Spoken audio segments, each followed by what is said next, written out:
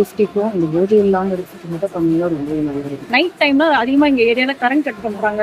அந்த கஞ்சா அந்த இது யூஸ் பண்றது நல்லா தெரியும். குப்பை கிடங்கு தான் நம்மளோட மேஜர் பிரச்சனையா நான் நினைக்கிறேன்.